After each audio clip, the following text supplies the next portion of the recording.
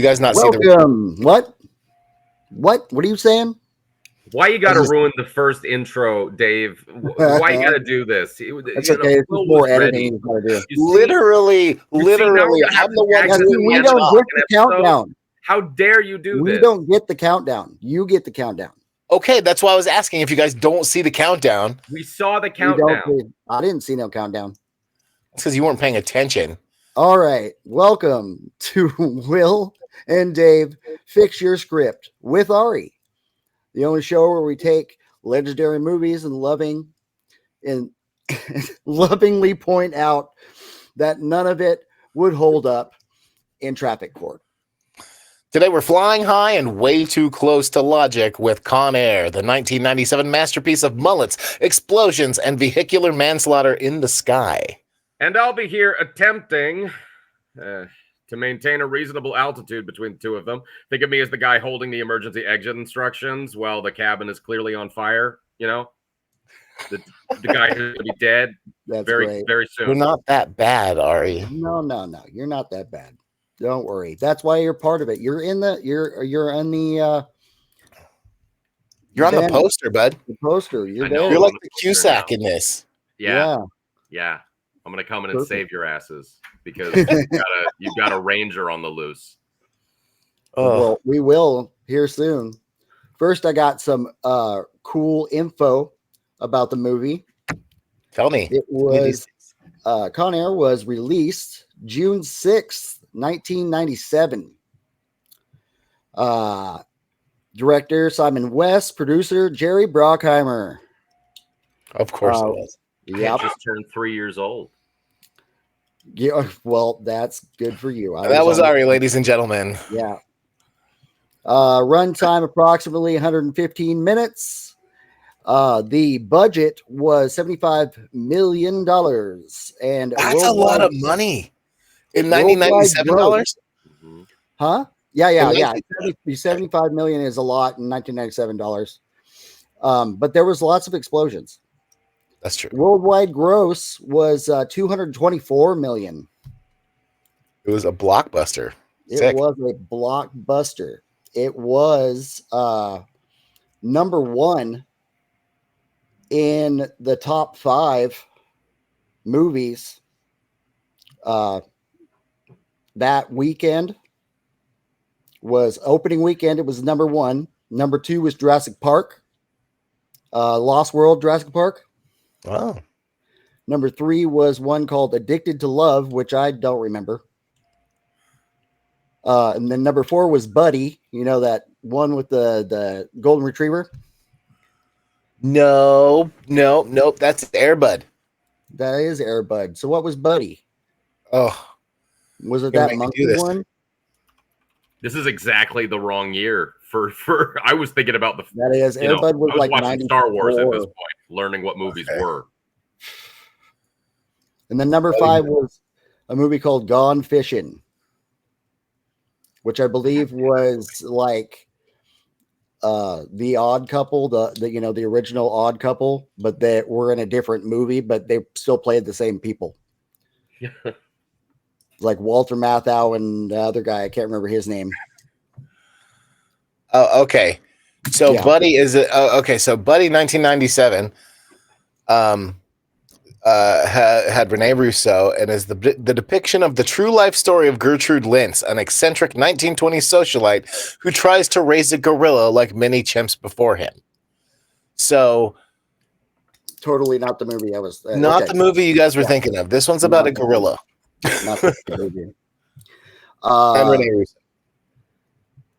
So, and another fun fact: the number 1 song on the Billboard Hot 100 for that weekend, or that it's for that while, was "Mbop" by Hanson.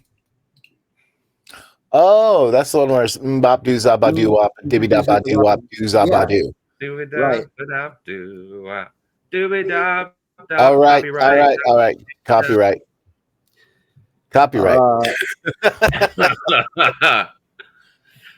And then we have a star-studded cast. We got Nicolas Cage, John Cusack, John Malkovich, Steve Buscemi, Ving Rhames.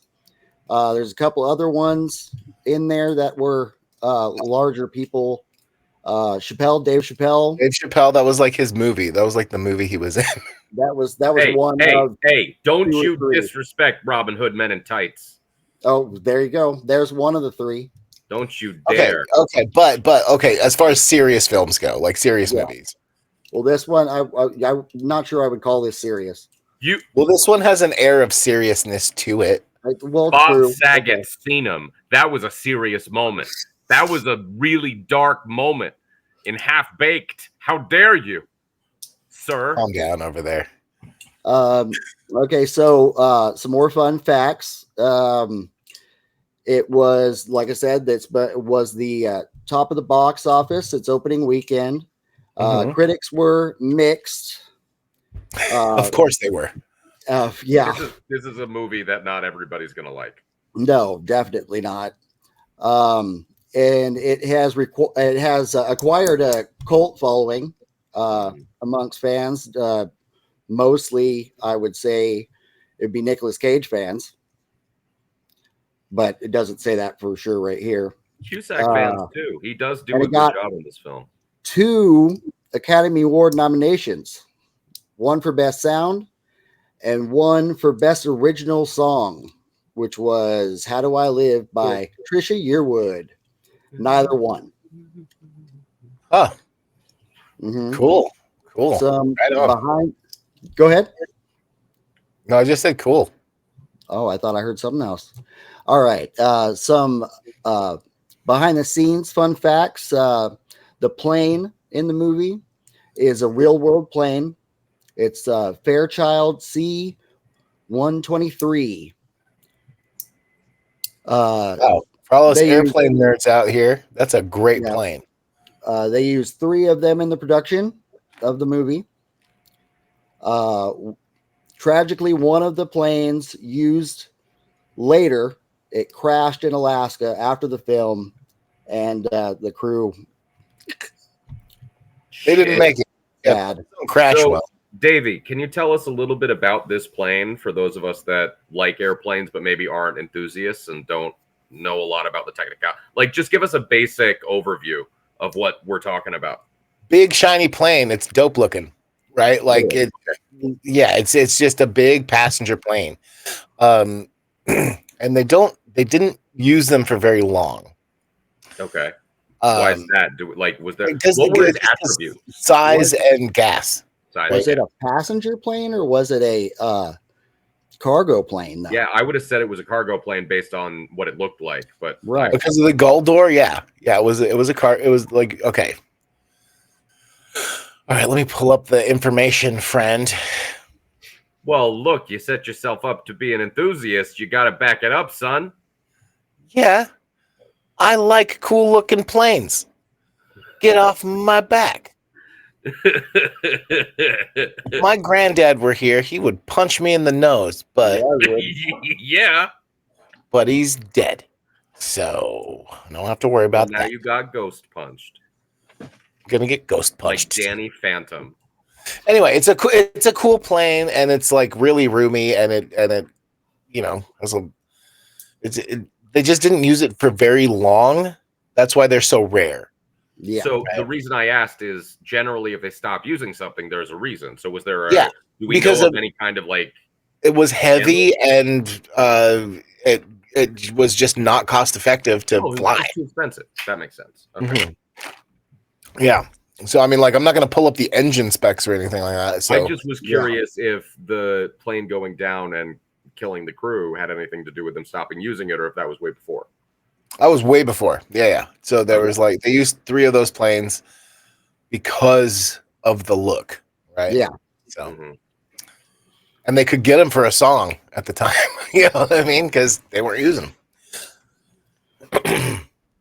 Last fun fact is some of the cast members were openly critical of the film's production and script changes. On Reddit, John Malkovich and John Cusack both hated working on the movie and were not shy about sharing that fact. They both said the script was constantly changing. Well, okay, so as an actor, I hate that too.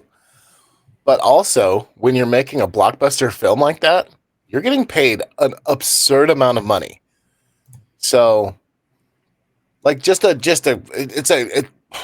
I would say morally reprehensible amount of money, right? To play pretend cowboys and Indians and cowboys and coppers and cops and robbers and all that other stuff. Cops and cons. Cops and cons, like literally cops and cons. Yep. And so like while I get that it's incredibly frustrating to like have different lines every time, every day after you've just memorized or whatever, and you get the characterization, blah blah blah blah blah. As if you know how your character is, you can put any words in their mouth and you can be fine, right? Pink pages happen. Pink pages are the pages where they're that's when you have script changes, right? Yeah. Like, so yeah, so like if and you don't even really have to memorize your lines on a film set, not really. You know, you have a script supervisor right there. You can look at the line right before you have to call action, do your job, and then go back to, you know, crafty and then your trailer. You know, so like on one hand, I get that it's really frustrating to have things change all the time, and on the other, suck it up. You're being paid too much money.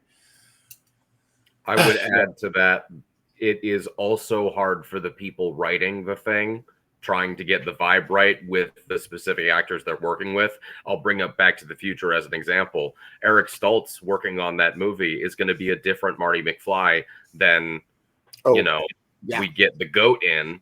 And of course, some of the script is going to change based on the actor they're working with. That's not anything, you know, crazy. That may not have happened on this movie, but the fact that you've got a whole bunch of different players and really insanely different actors working in one vibe and trying to stitch all of these different elements together, of course it's going to change. Like you've got Nick Cage, who's a very specific niche kind of actor.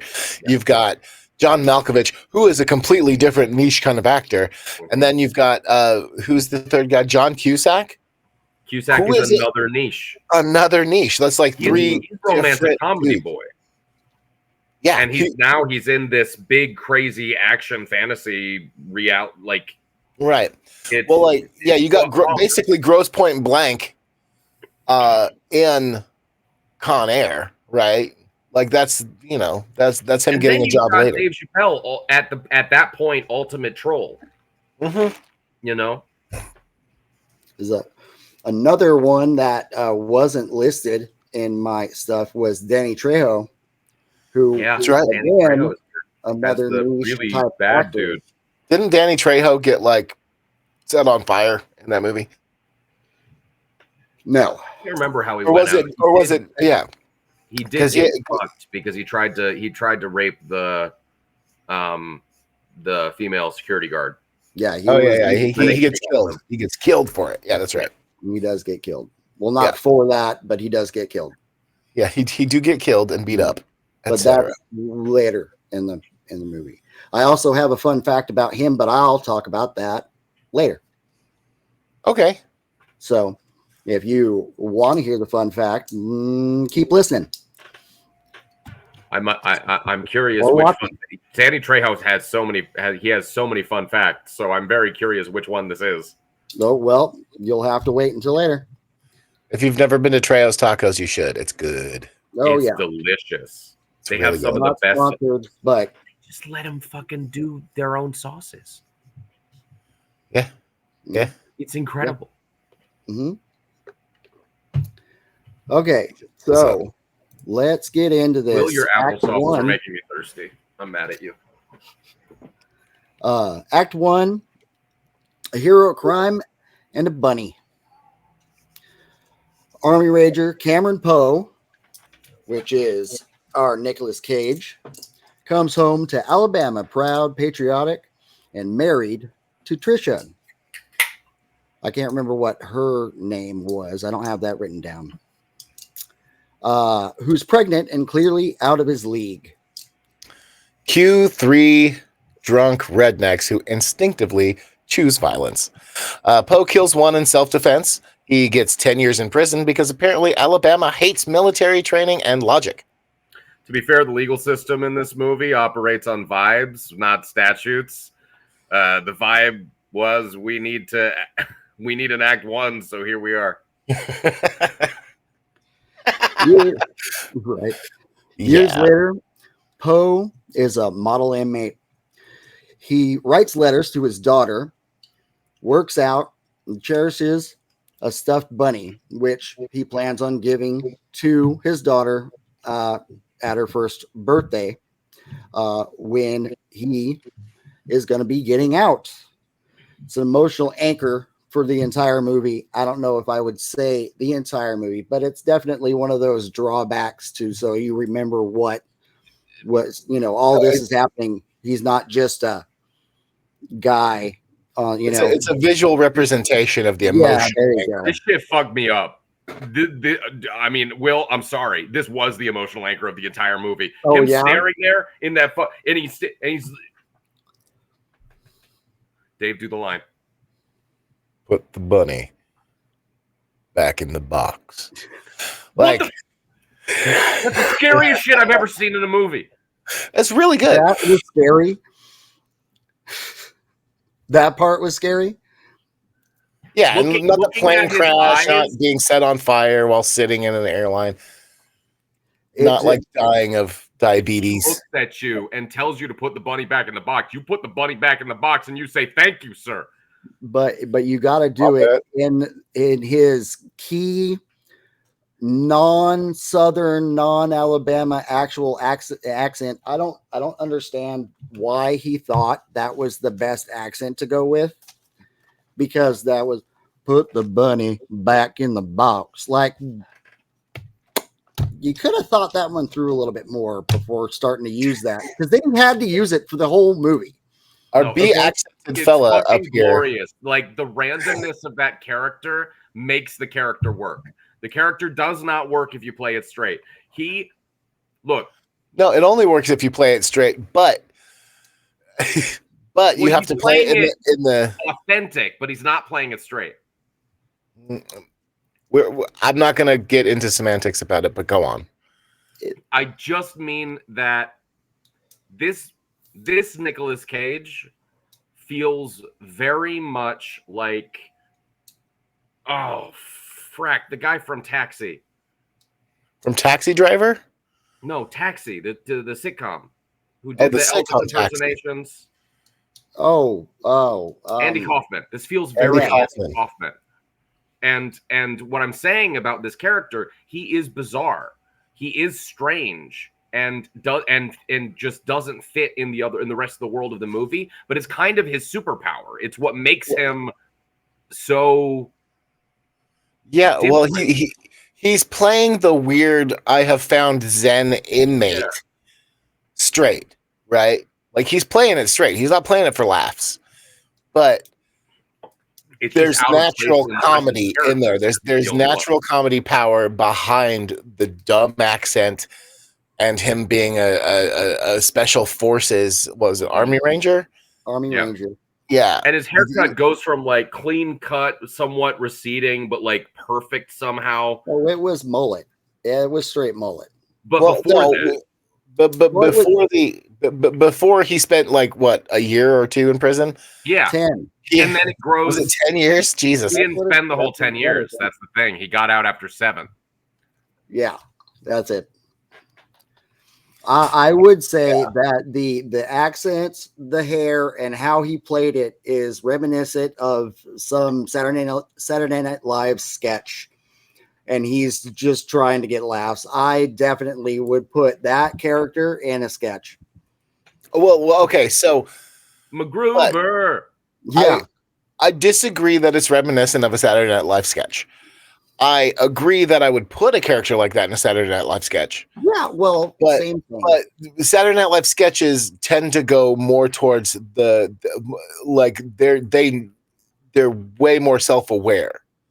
Here's what's happening. He's Not playing all of a them. Steven Seagal character, but actually making him more interesting. Mm-hmm. That's Yeah. what he's doing. Yeah. It's Steven Seagal, but this is how you would do that if you were going to make it good. Steven Seagal was Steven Seagal in Air Force One? Was he the bad guy? A No. bad guy? I think No. it might have been him. I'll have to check. I don't think so. There's a bit in Air Force in One one is of the Gary Oldman, movies. according to Paige. He was in a What's that? different movie where he was on a plane. I don't remember what Oh, that okay. was. Well, either way, Steven Seagal in the movie where he's on a plane argued with the writers, right? That he should be that his character should be allowed to hold the two planes together with his arms and not die. Yeah. And they said, "No, you're getting kicked out the plane. Calm down." This is the end of your story, sir. I mean, it's just, this is that trope, that sort of 80s action hero trope, really never went anywhere. And this is Nicolas Cage saying, this can be entertaining and interesting. You just need to embrace whatever your gimmick is to its fullest. And I think he does that here really well. Sure. And it saves a movie that could have easily been very boring. Yes. And I make it would- very exciting. Yeah. So like we get like the weird in the rain street fight, right? Where the guys pull out like a stiletto. Or something. Yeah, it's a switchblade, I right? think Yeah. it was full on like Daredevil for Yeah. And then he like punches the nose bone up into like the guy's brain and kills him. Right. By accident. Well, yeah, you know. I mean, it's not really by accident.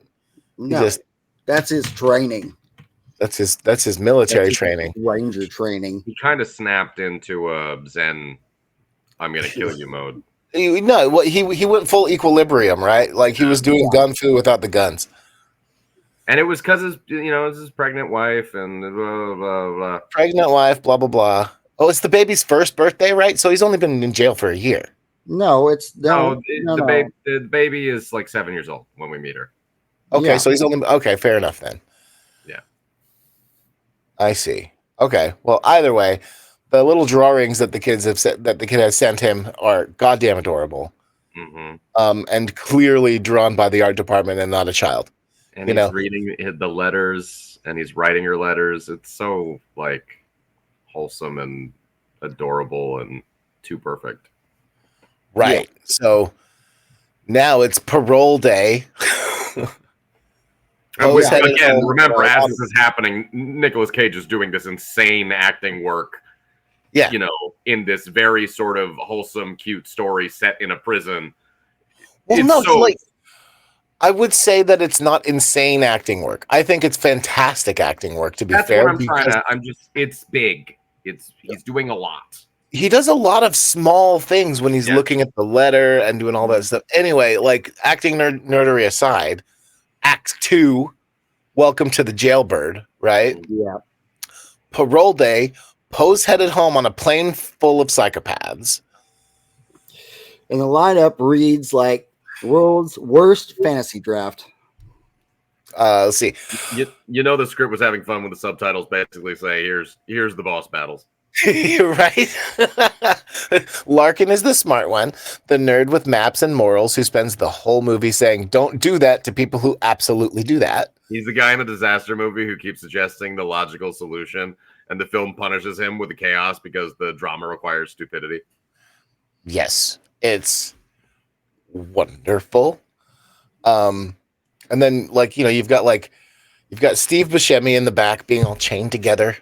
No, he And doesn't you've got- come in until they stop the first time. Oh, they have a stopover. That's They right. have a Okay. stop in Carson City.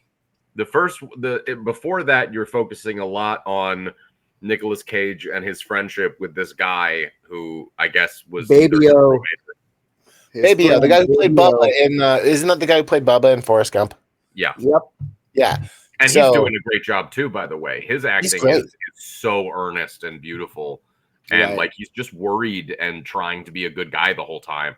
And you've got Literally trying not to mess up his parole. and you've got extremists on both sides, and then Dave Chappelle in the middle, just sabotaging everyone. And it's kind of I did notice Dave Chappelle kind of switches places with Buscemi. They basically got like 2 guest stars, and they switch them for the different flights, which is really interesting. And then also you got the pilot switch. They switch those guys Right. too. They switch pilot. Okay, so go ahead, Will. No, go ahead. All right, so that brings us to Act 3A, which is the hijacking. Welcome to Con Air. Dope line. The cons pull off the most coordinated prison break in aviation history. Mm-hmm. Cyrus, the virus, stabs, shoots, and speaks his way. Speeches his way into combat. Speeches his way into control. This is one of those. This is one of those scenes where everybody is acting like they rehearsed, which is, considering they're all locked in cages, raises questions we can't answer. Then the scared. No, never mind. That's not this part. No, because they definitely go through this thing where it's just like all of a sudden they're free, and it's all because of Dave Chappelle. Yeah. He swallowed a bag and tied a thing to his epiglottis, or no, that's the uvula. His uvula, little hanging down punching bag in the back of your throat. Yeah, he tied like a shoestring or something to it, and like he had a baggie full of like there was like lighter fluid in there and a match and matches. And then he just we haven't even talked about the guy he burns yet, guys. Yeah, the guy he burns is this big, Native American guy. Native American guy, yeah. And he's just who you think is going to be the biggest, baddest dude ever? Dave Chappelle does in real life, which means he probably got a writing credit. Right. And he doesn't die. He has a couple more scenes. Yeah. In the movie, but yeah, then it's all chaos, and Ving Rhames goes nuts, and Diamond Dog is his character's name. Mm-hmm. And then they take over the whole thing. They get all the way up to the front of the plane, and then Cyrus goes into the cabin and gets the gun he goes to get in the Well, is this before or after Carson City? This is before. Oh God, that's when they're taking over. Yeah, they do the whole DEA agent flips. Yeah. So it's not DEA. What is it? What does he work for? Co-pilot gets the gun because they're go see what's going on back there, and he's going to go out the door to figure out what's going on, and that's when Cyrus takes the gun and shoots him, and then he's like, "This is our plane now. Welcome to Con Air, ladies and gentlemen. Welcome to Con Air." Yeah. All right. And then there's like a lot of banter. There's a lot of deaths in that scene because you've got guard, you've got one of the pilots, got one or two. You got guard, co-pilot. You injure the lady guard. No, I thought it was the fat guard that got injured. The lady guard just gets like bowled over. Yeah, they kidnap her. Yeah. Oh yeah, they Princess Leia her to the wall. Yeah. Right. Yeah. I can't remember who the guy who there was I don't know if this is later in the movie. Who is the guy that holds the other guy hostage as he's trying to get Cyrus to stand down? He was a DEA agent. The DEA agent. Yeah. I was right about that. Okay. And he has a gun, which and he's working for the guy from Star Trek. Yeah. O'Brien, Chief O'Brien from Star Trek. And so, really? Yeah. Well, meanie. Yeah, that's right. He's like a half bad guy that turns good at the end. Yeah. He's just like, just shoot the plane down. He's the aggressive. I was like, oh, you're wrong. He's like, we've got missiles. Why don't we use the missiles? Now he shows up talking. He's from the Ferris Bueller movie and the outtakes. Yeah, he shows up talking to John Cusack about how he doesn't care about his plane, and his DEA agent needs a gun on him, but John Cusack's like, no. But he shows up in this like old Chevy. I don't even remember what it was, but this nice silver old 50s car. Yeah, he's like a T-bird. He's the guy, right? He's the top dog. Yeah. But anyway, he gives the DEA agent his gun, or a gun, even though he's not supposed to have one, and that's why he has that on the plane. Yeah. But they don't know. Nobody else knows except for him. Yeah, thus making the con's job easier. You know, This whole time, Nick Cage is trying to be like, "Hey, let's all chill. good, guys." I'm also a convict. Yeah. Don't worry. And then he gets the guy killed, and somebody comments on it, and he's just like, he just gives him the Nick Cage eye. Yeah, he just looks like a kicked puppy. Yeah, tries to stop the guy. Okay, let's calm down now. And then he's all like, you can't control this situation. And he's like, oh, I can control it. And then he ends up getting shot. And he just looks at him like, told you, as he falls over dead. Yeah. Yeah. I mean, he does become of use later, though. No, Nick Cage's tactics get a lot better the further into this movie you get. Well, like I think the lesson of this movie is Nicolas Cage trying to like calm down a situation doesn't fucking work. Or yeah, so the lesson is divert attention away from a certain thing. Right, exactly. So they have to land in Carson City to pick up the raving madman who's going to like Florida or something, right? They get a new pilot. Right. Act 3B, the Carson City switcheroo. Sandstorm, identity swap, new pilot, maximum chaos. Yeah, this sequence is held together by editing, prayer, and the audience's willingness to stop asking questions.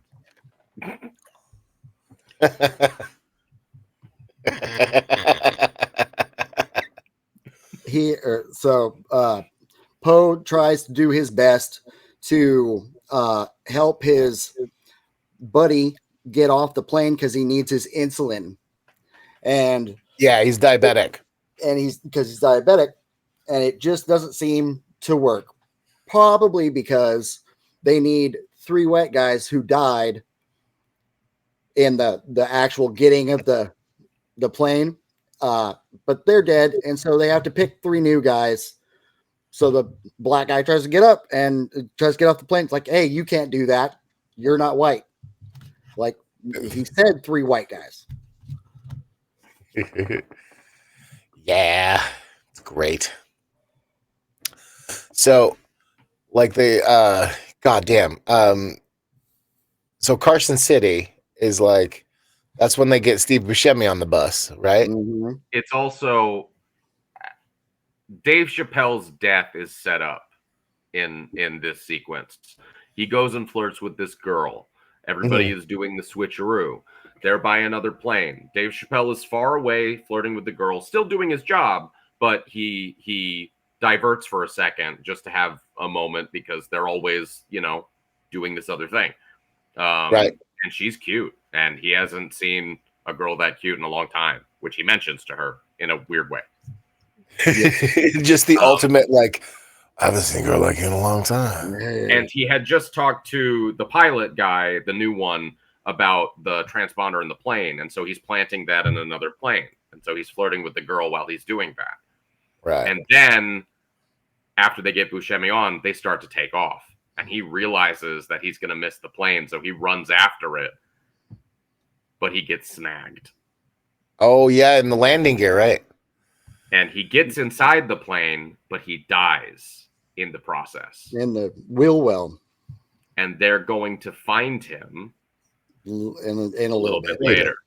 But it is this wonderful sequence where we see Dave Chappelle doing the most for about 10 minutes of screen time. And then his death creates the end of the movie in this glorious little moment. And I love this sequence so fucking much. This is my favorite sequence of the movie. But it's tagged on to another sequence that we'll talk about in a little bit. So also the John Cusack, he ends up finding out about this whole situation, and the reason he finds out is because they are doing like inventory kind of stuff in Cyrus's cell, the virus's cell, and they find a brick that's, I don't know, plaster or something. I don't even know how that happened. It's like papier mâché. Yeah, right. But they end up going through and then finding all of this stuff in there, and then a letter, a secret letter that's in a different language. But then there's like these two cardboard cutout things of the Last Supper with the eyes poked out. And then he puts that on the letter and finds out that they're gonna do all this in Carson City. That's So he some tries to Monkey warn Island level bullshit. Right? I love that. Yeah. Crazy, but it's awesome. And like back then, didn't even think about why this wouldn't work. But rewatching it makes you think this actually would not happen. Why wouldn't they have already gone through his cell? Like when he was taken away, don't they do that right away instead of waiting until he's on the plane and like hours away? Well, not only that, the cops did know that there was a fuck up during the changeover. They figured it out and they still let it happen. That's what the whole thing. They let it happen. Like, oh, they were trying to hold the plane, but they had by that time they had already done all the swapping. Yeah. And at that point, like, how do you hold the plane? You know, how do you stop a plane from going anywhere? And then the cops still follow the wrong plane because of the transponder. Yeah. But they also like, kind of brilliant. You know, the transponder thing is kind of brilliant. Right. That sells this whole anybody bit. with eyes. Ridiculous. Dave is the only reason this works.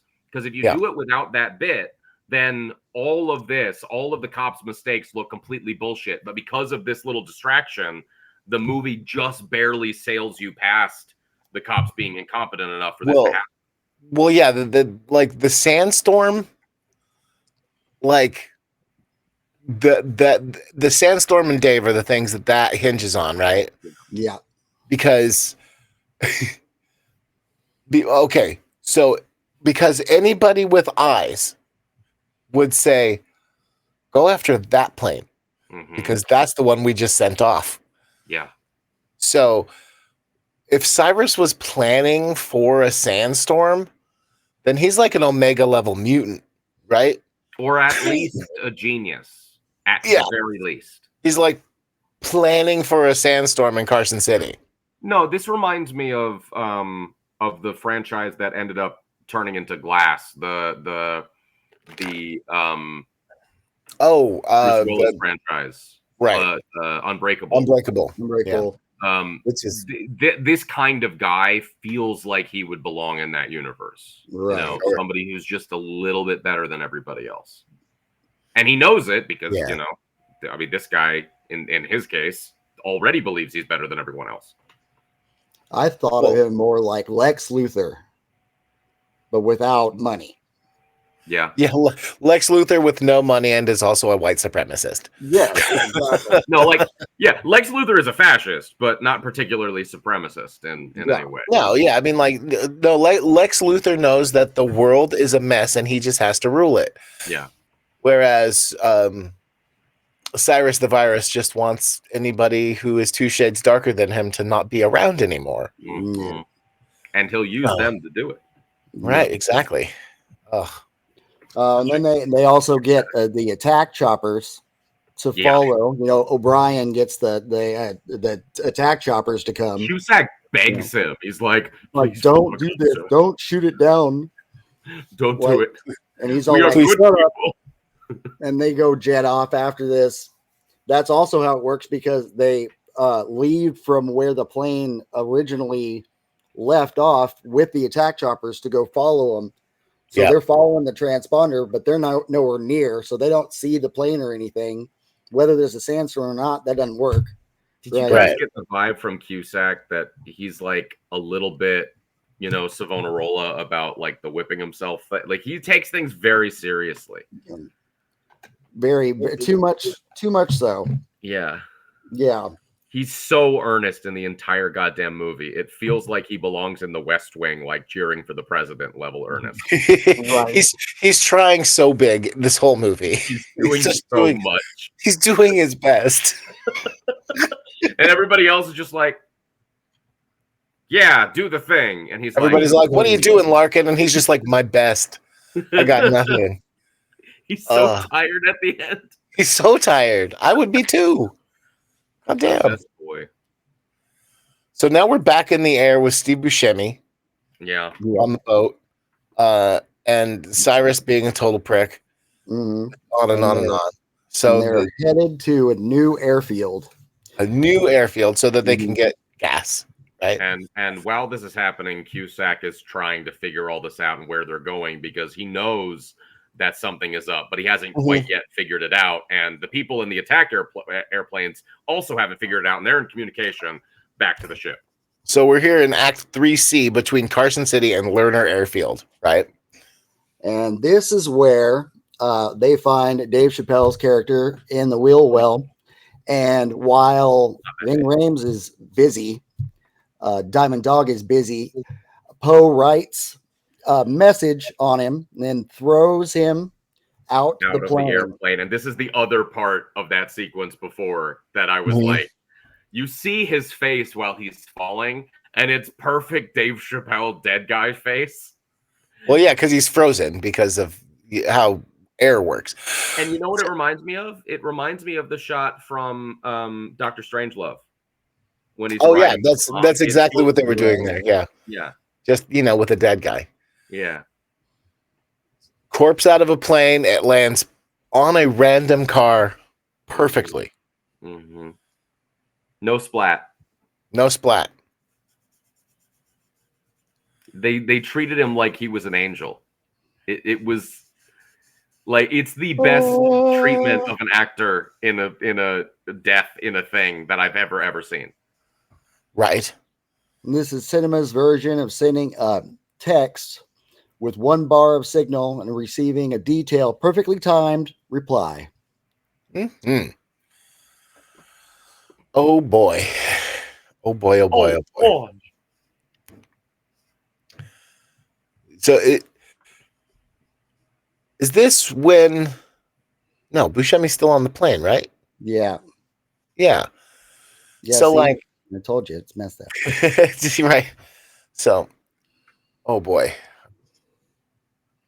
Good gravy. Good gravy. Good gravy. So I think the most important thing about this piece is we get to see Nicolas Cage actually engaging in tactics because he's talking to the supremacist guy on the other side, who is sort of being smarmy, and we have to watch Nick Cage write on Chappelle because he's supposed to just hurl him out.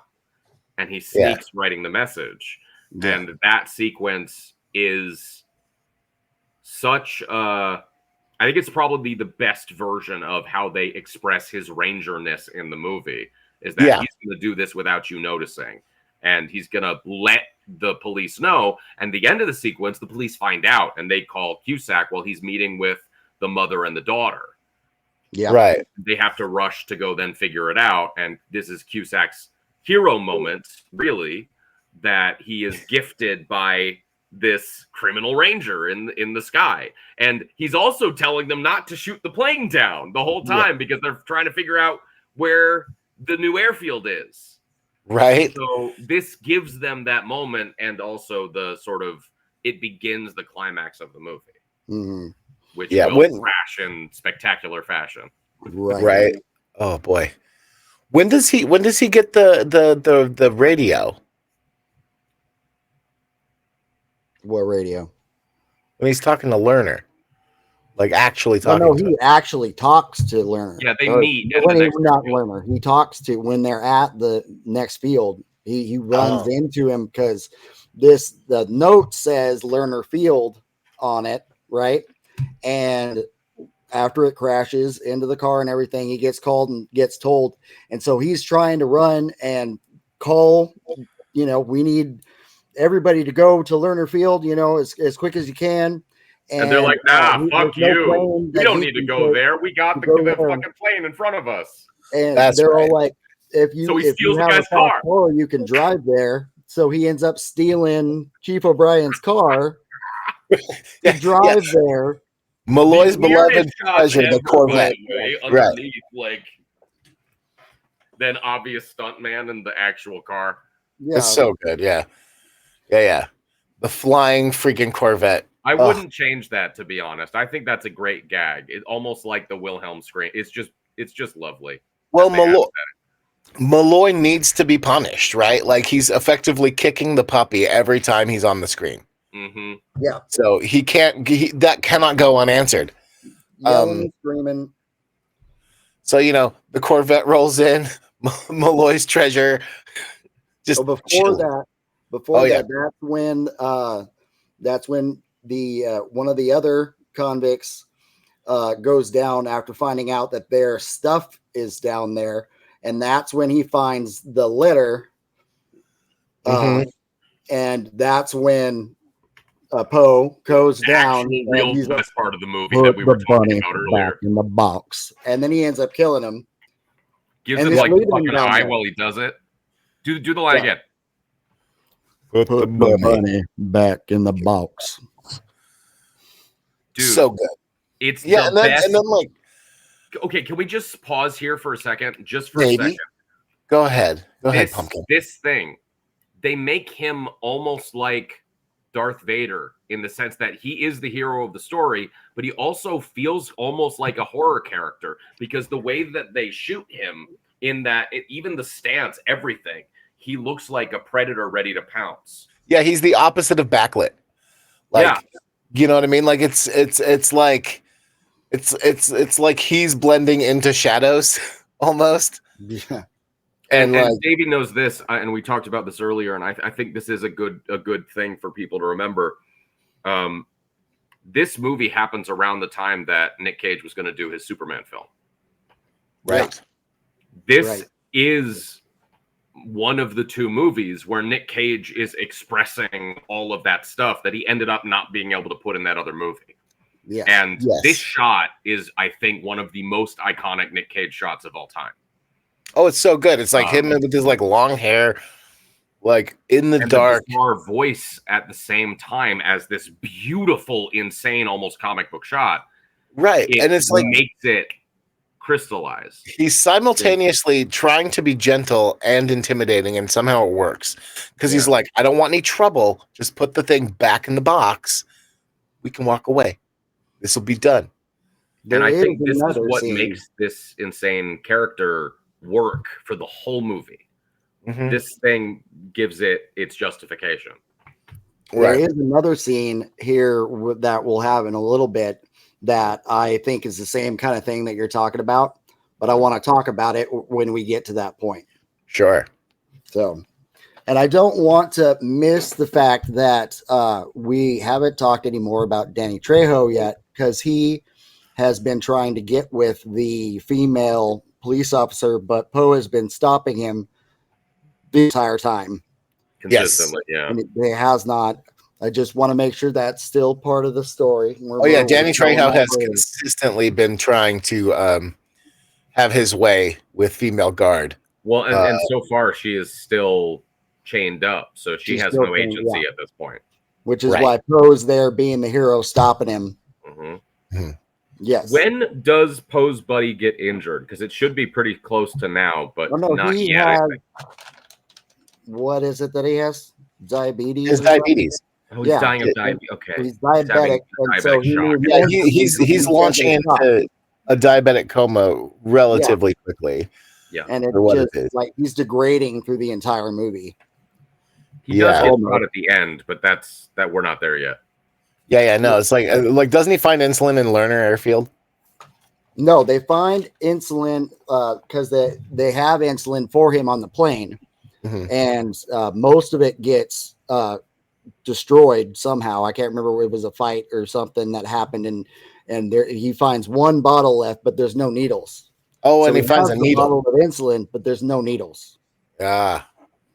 That's and fair. Nick Cage is being like a dope ass best friend this whole movie. it's like my dinner with Andre levels of care for this fucking friend of his. He is the most loyal son of a bitch that's ever lived. I Yeah. love that you're comparing Con Air to My Dinner with Andre. I just want to say that right there. You know, he's Wallace Shawn in this situation, just trying to get this guy straight. You know, He takes care of him, and like he does it the whole time, even when the friend is like, "No, you got to get to safety," and so does the. We'll get there. We'll get there. There's so Right. much like beautiful storytelling happening inside of this crazy story that is not the focus. So it's like Right. two good movies in one. right? It's like so they land in Lerner Airfield somewhat bumpily, right? Yeah, they end up they're coming in, and then another plane is trying to land, The crash. and as it's landed, and then they're coming down, and then they see each other nose to nose coming at each other. So then the Con Air has to go up above it, and then it doesn't have enough room to stop, and so Right. it ends up like skidding. They almost hit like something, and then they turn, and then the new pilot drops the front landing gear so that they nosedive into sand so that they don't hit the next thing. Oh, wait, did we Right. talk about Malkovich's temper tantrum after finding out somebody was tipped off, or is that's after this? It's Yeah, after this, yeah, That's right after this. Okay, it's after. right. I couldn't remember if it was after the first one or the second one. Because it's around this time that they find the dead body of the guy who did not put the bunny back in the box. Yeah. No, Right. it was after the fight, the shootout with the cops.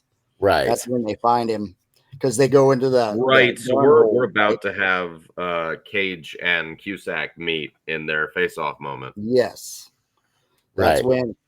Yeah, this is that moment. So they land, and there's the other plane that's supposed to be there isn't there, Hmm. but it really is hidden, off to the side, and it's only a small plane because it's not supposed to be taking everybody. It's only supposed to take one or two of them, but everybody thinks that they're going to be free and get on this other Yeah, it's plane. supposed to be just like Cyrus and like his cronies. Yeah. He's betrayed everybody. And what, Cusack goes to sabotage that? Oh, yeah, so it gets fucked up. I tell you that much. It is Well, not.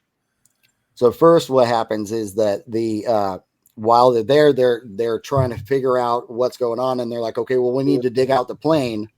So it's like they find a tractor, like a regular little tractor, and then they use like 20 of the guys, and they're all there trying to pull out this giant plane out of the sand, and they're like, okay, well, we're gonna need I can't remember what the other thing was, but a fuel truck, and that's when Poe, who has vowed to find a needle for the insulin, Mhm. says, well, I'll go find it. But really, he's going to find a needle, Right. right? And he tells his buddy that he's going to come back for him Right. after making sure. Yeah. And meanwhile, baby's just like, oh no, just get out of here, man. And he's like sweating and he's Yeah. dying.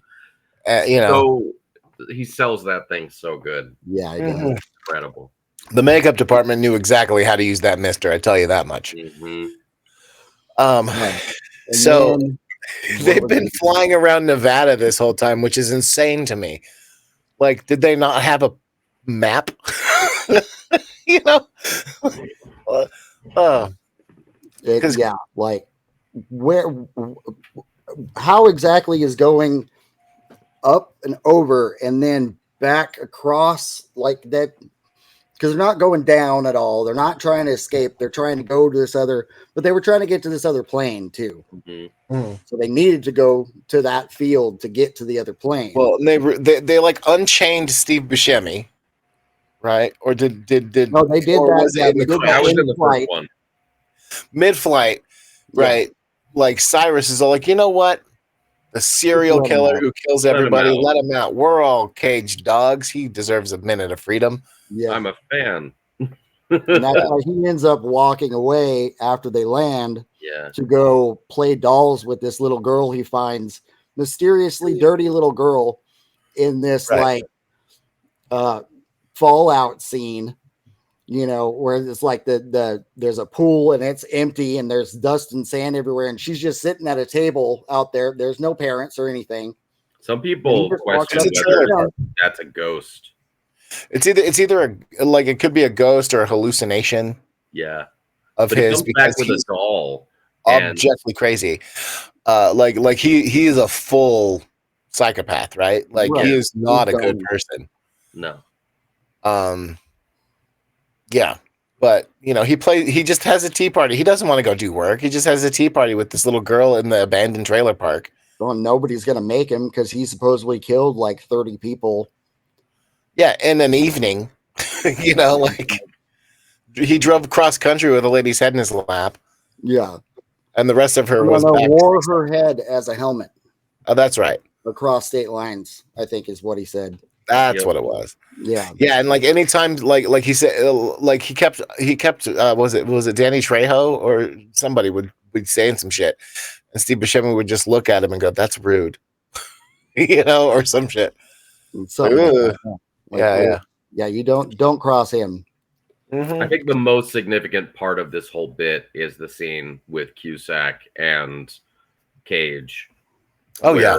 they sync up their plans, and at first Cage is like, I don't trust you. I don't know who you Yeah, are. they- Fuck this. And They then run across each other. Yeah. When And they find the other plane, which Yeah. has the cronies there, right? Right. But not the but the other cronies who flew the plane there, and then John Cusack's like holding them up, and then here comes Nick, and he just kicks the shit out of all of them, and then he has one of their guns, and he's just like holding it on, Right. and, yeah, and just and Cusack asks him if he can put the gun down. If he can put the He's gun like, down, can I yeah, put this go down? ahead. He's not asking he was if like, we'll put it down. he was like, can I put my gun down? And he's all like, yeah, you can. I'm not moving. And that's when he says, what was it? I trust 2 men on this planet or something You're like not one that. of them. And you're not one of them. Well, I trust one man, I think it was, because later he says two men. Mhm. Yeah. Their communication style is just amazing. it's I'm doing my best versus please stop making my job harder. Right. And super relatable. Super. Super relatable. Oh, okay. So now, like Malloy, right, has caught wind of it, and he's like got all these cops with him, and he rolls up in he's his. still in the air. He's still in the air in his chopper. Oh, okay. He's in the chopper. He's in because there's 3 choppers. There's 2 That's right. attack choppers and then 1 passenger. Oh, he just happened to park the fucking Corvette at Lerner Airfield where the choppers were. No. John Cusack stole it from the original plane Yeah. and drove it. Oh, he There. stole it and drove it. Okay. And now the has plane no idea. takes Malloy off has no with the idea. car roped onto it, Yeah. and they all see that happen. That's right. They're standing there and they're wondering whose car it is, and the guy's like, "Well, it can't be mine. I parked it at the Right. precinct." And Cusack walks up, and they're like, Come on. What the hell? Yeah. So they get the plane out of the sand, Yeah. "Mhm." right? And Fuel it up. and no, they don't fuel it up because Poe's the one that's supposed to get the fuel truck, and he's busy looking for the needle Mhm. so that the other guy can get the injection, right? Yeah. Right. Yeah. And then he eventually gets it. Poe eventually gets it, but also the cops now have been called by Larkin are there. And Right, They have right. to, like, they're starting to come in, and that's when they find the dead guy mhm. in the bottom of the plane because they break into the armory in the plane, which is like underneath, and Mhm. everybody gets a gun, and they're all like in this boneyard area that happens to have just one way in and one way out. And they're like, we'll attack, we'll set a plan of attack, and they all kind of hide like snipers in, Call of Duty, right? And they're all trying to go through this tunnel area, and then it's like, okay, boom, boom, boom, and then they blow up the car in the first car, and they blow up the last car, and then they have them all trapped. So now all the cops are dying, and that's when the action starts, and it's like one of those Michael Bay movies. Oh yeah. Well, Totally turns into just explosions everywhere. Big. We need it bigger. Got to land the plane in Vegas. well, No, that's after they take off. that's after they got to take off first. They got to get the plane Take off first. out of Lerner Airfield first. Yeah. I know. So And but that's when they're having all the trouble. What I mean by that is they're trying to heighten because we're Yes. about to get to the big cluster. Right. Well, eventually he finds the needle, and all of this action sequence stuff, which is all cool and everything. And Larkin gets in there. He ends up saving the cops with like a bulldozer Mhm. that he hot wires, because that's just, that's normal police issue training, right? Yeah. Is to hot wire a car. Mhm. And gets that, and then they end up getting everybody back on the plane, including Steve Buscemi, and take back off. And that's when Poe gets back, he finds the Danny Trejo trying to mess with the chick again. well, it's very important that the plane uses the car as a hood ornament on the way out. It hooks it because they Yeah. have one of the ropes wasn't disconnected, so Yeah. it's still trailing. Anyway, This is when we switch to the guys watching it outside, and they have their weird little Three Stooges moment, yeah, Right. or who's on first moment, really. yeah. And then let's see here. The Danny Trejo now gets beat up by Poe, and he gets handcuffed like the cop was. At the same time, they're realizing they don't have any fuel. And Right. After they take off, they have all that, and that they have hooked this Corvette with one of the ropes accidentally and took off with it, but they need to get rid of it because it's too heavy now. The It's plane's wearing too them heavy. down. Yeah. And so they run the car into the tower, Yep. the Completely communication smashing tower, it. and smash it, and then it just comes crashing down onto the ground, and blows up. Mhm. Yeah. And And Larkin watching that happen is just Yeah. art. Yeah. That is art right there. When the plane, when that's happening and the car is flying and stuff, that's when Malloy's like, "Is that my car?" And then all of a sudden, it's just boom. It's like, "Oh, I'm sorry. Here's your keys." I thought, yeah. I love at the end of the movie is like, don't worry about the fucking car. Yeah, at the end. This is what happens when a movie decides we have symbolism and jet fuel. Yeah. Like, you kick the puppy too many times, you get to lose your Corvette. Done. Yeah. Oh, okay. So that's when they find out that they don't have the fuel. hmm And they're headed towards Vegas, and so they have to crash land the plane, but they can't get to the airfield, so it ends up crashing into the Vegas Strip. In the most expensive episode of Property Brothers ever filmed. Right, and then through a whole bunch of stuff. Doesn't hit a car on the strip for some reason. I don't understand that. It's the Hard Rock Hotel. Right. Hits the Hard Rock Hotel on the way down. Paige and I were talking about this, and it was a little bit later in the film when they were doing their chase, but it's the moment that we were talking about this really started here. This feels like this universe's version of 9/11. It's not a terrorist situation necessarily, but it's a big, large scale, like, this city got fucked by this event. Yeah. And only sort of, though. Like, the Vegas Strip is very wide, and it only hit one hotel. It's fine. Well, but it wasn't just that. It was the chase afterwards. Right. Because Cyrus escapes in a fire truck because the movie refuses to end like a normal film. Right. And because of course we can't let our hero go see his wife and daughter. We have to, have him, have his hair wavy. Right. When the plane crashes, it ends up killing some of the inmates. Some of them get out of the plane, but get arrested right away. But And our a boy few who was of, like, the shot main- still alive somehow. Right. And Right. Danny Trejo, that's where he dies. Yep. In the plane Doesn't he crash. get killed by the woman he was taunting the whole time? Nope. It's the plane crash that kills him, because when they go to take him away, he's dead, but he's missing an arm still hanging. Because he was chained to the wall. He was chained to Right. the wall. Yeah. Oh, right. She beat him up right before this.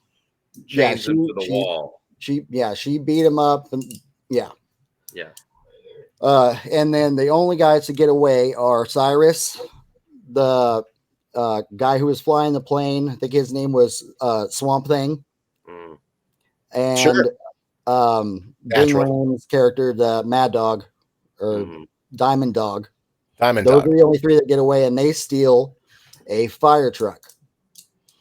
And then, of course, Cyrus is riding on top.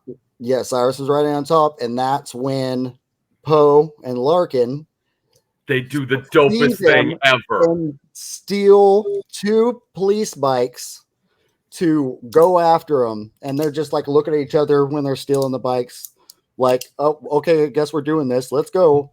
They yeah. out.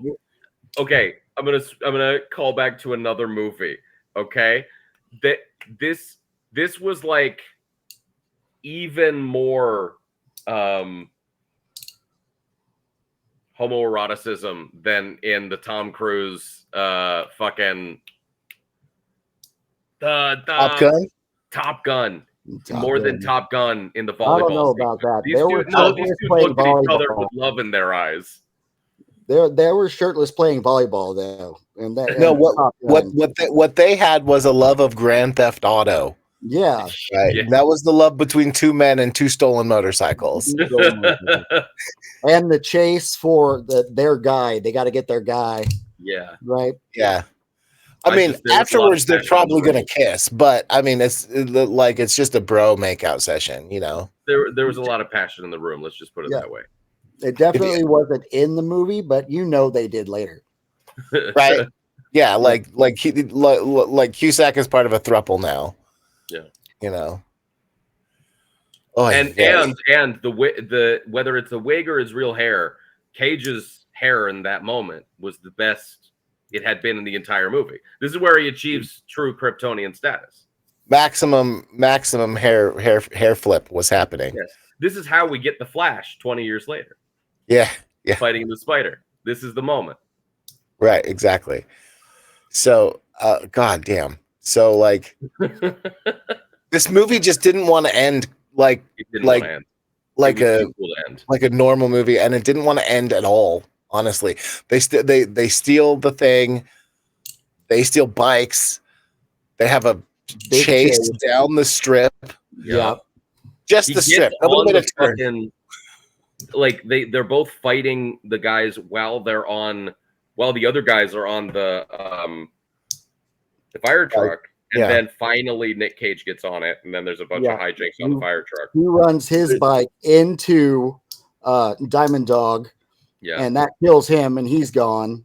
yeah. And then Larkin's on, and then he's Poe. The only proper find use his of way physics on in the this film bottom is a motorcycle of the killed him. ladder, where he's getting poked at by a pike from Cyrus on the top, and he ends up grabbing the pike and breaking it off, and then stabbing Cyrus in the leg, and then eventually gets on top, and Paige then and I were talking about that. The fact that he pulls it out of his leg, like if you think about it, he's stabbing through, right? He's Right. stabbing through the 2 bones. Yeah. So Yeah. how on earth does he continue to walk? Because he does. Okay, Ari, here's the thing. You are asking a question of the movie where they expected a sandstorm to happen so that nobody could watch the plane fly away.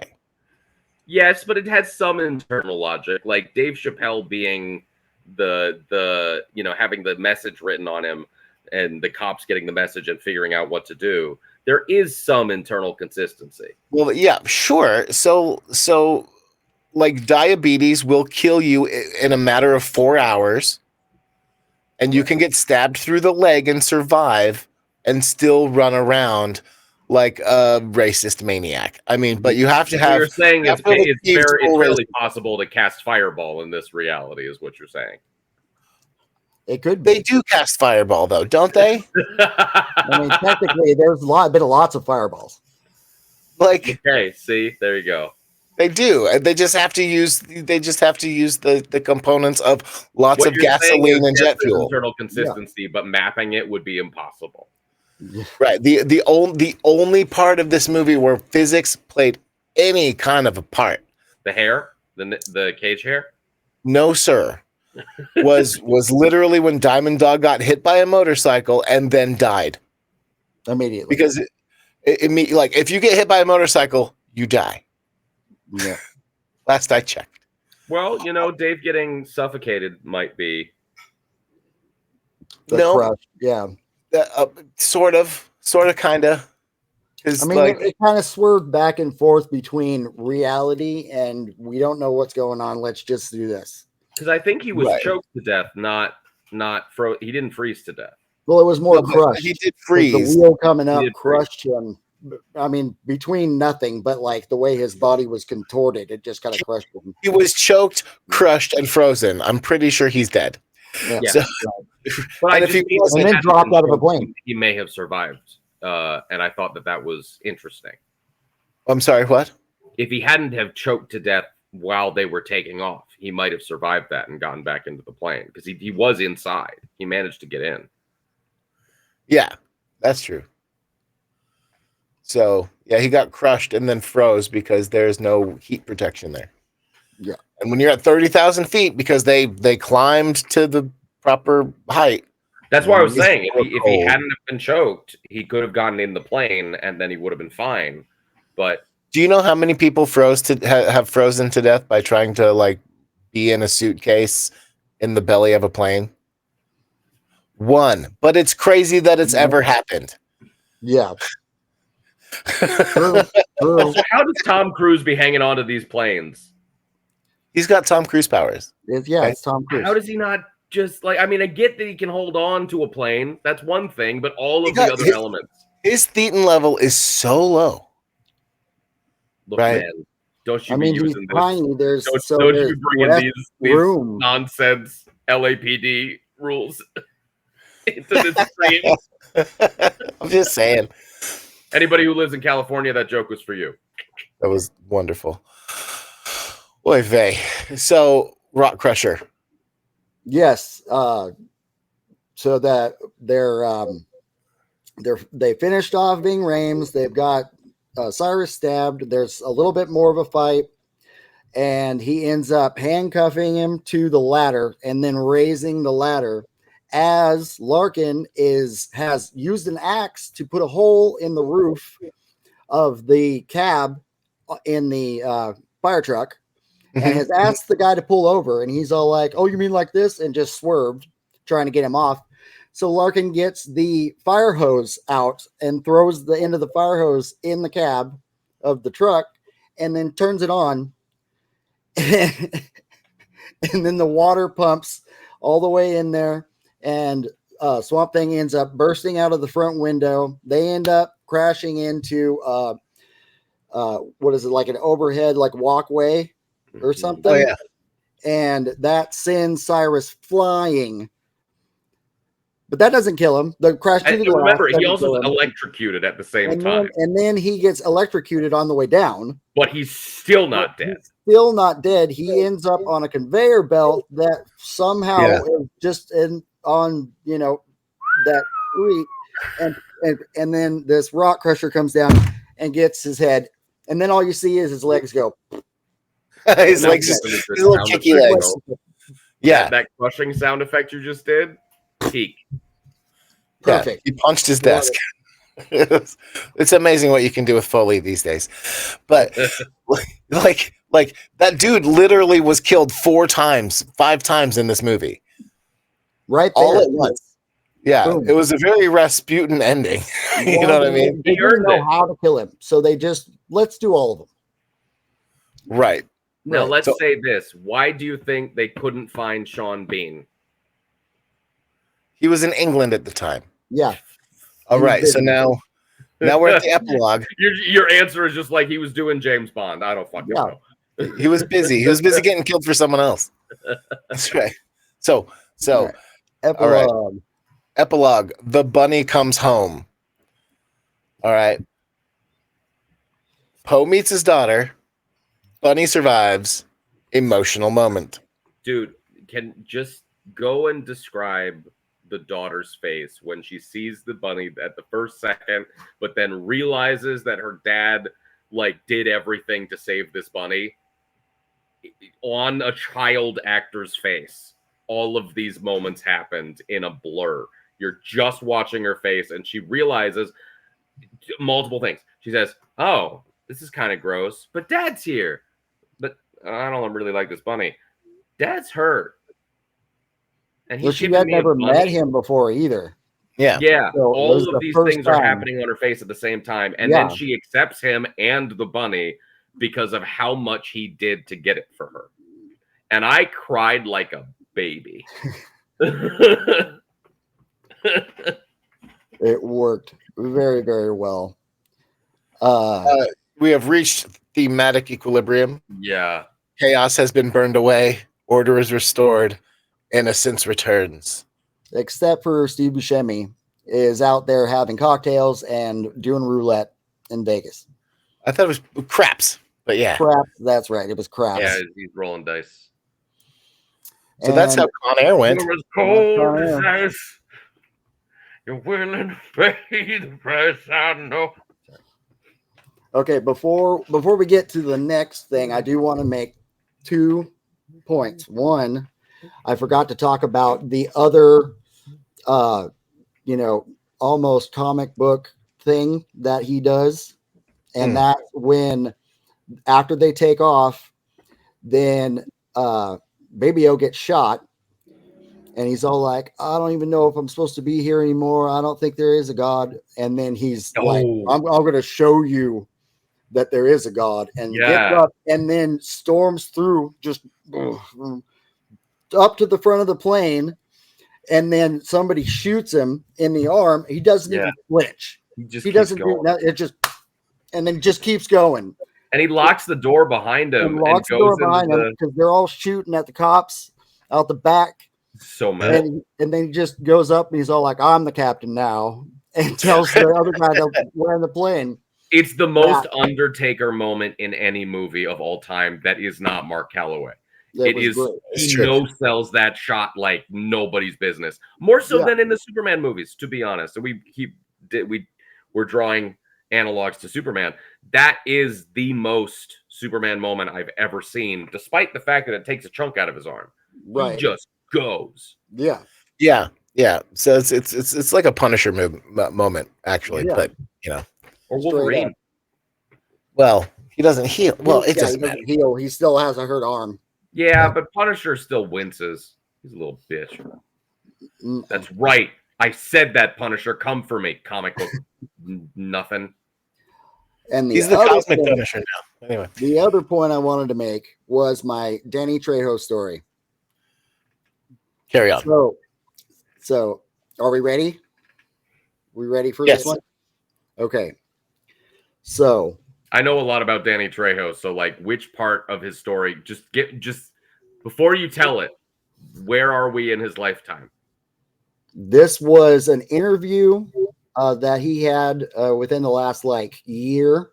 I can't remember where I heard it, where they heard the interview, but it was an interview of him, and he was asked why he plays bad guys so often and why do they always die. Go ahead.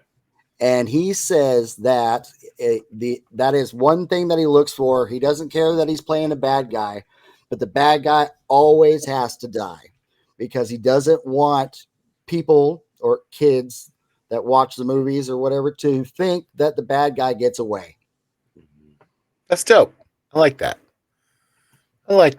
That's why he dies when he's a bad guy in the movie. That's why he always dies, is because that is a stipulation in his contract. Even he always says that's in his contract that this guy has to die, or I'm not playing it. That's fair. Well, I can get behind his that. story, his real life story is a story of redemption, and I find it very interesting that he draws that line, because if he applied that to his own life, he wouldn't have survived. Yep. But Well, he didn't get away, right? He got imprisoned, right, you know. right. So like in But in he terms of also- fantasy, the bad guy doesn't get away. So is much like Robert Downey Jr.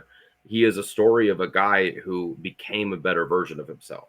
So Yep. yes, he didn't get away, but I find it interesting that it's propaganda.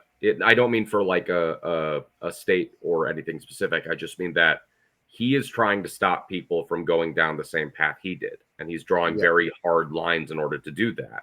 Yep. That is a very interesting choice, and Yeah. I think it adds a lot of weight to all of the characters like this that he's playing, because he's met some of these people, you know, or real world analogs, and Yeah, That's fair. exactly. it makes it a lot deeper of a commitment, and that's really interesting. Just because, you know, as somebody who does performance, that does verge on performance art. When you are calling your shot that hard, these things are important, so I'm going to do this thing. You know, a lot of actors don't do that. There are a couple that I can think of that have similar codes. The guy who played Damien Dark in Legends of Tomorrow will not kiss another actress other than his wife. And I'm not saying people should do that, but it's interesting when somebody holds firm to a specific code. You know, Dave Chappelle. Well, said, people have their own ideals and morals and stuff. So let's save that for our really nerdy acting podcast. All right. But I mean, it applies here, because if that is one of the things that Trejo put in his contract, and the script was changing a bunch during the movie, well, I'm wondering if that was one of the things that was changed. well, you knew, like, as the movie started, that all these criminals were going to get either killed or arrested. Right. But was that Right, always so- the case? Yes. Because it was a 1997 action film. If they Right. wanted to make it wide open so that they can make another one, then they would have let, you know, Cyrus get away. The whole subversive part It of would have been that, on the other extreme. The other guy would have gotten away. Cyrus is the villain of this movie. The other guy is the villain of the next one. right. So Or the his whole brother. subversive thing, because every movie has one subversive little bit anyway. But the thing that subverts the 90s action movie stereotype is Steve Buscemi getting away. Yeah. Right, the Beast. He gets away and plays craps in Vegas. So, but And this is my beyond theory that- as to why there's not a sequel, actually. okay, because- Dave has to take a timeout. Me too. Talk amongst yourself.